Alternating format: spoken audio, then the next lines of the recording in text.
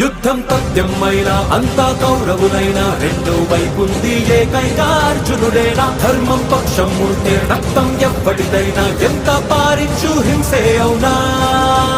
మెచ్చుకోద లోకమంత జరుగుతున్న ఊచకోత వద్దు ఆపకింక మృత్యురాత కలుపు చీడ ఏరివేత కమ్మే బల ఛేదించే క్రౌర్యం చెర నుండే రక్షించే కసితోనే సాగించంతే ఓ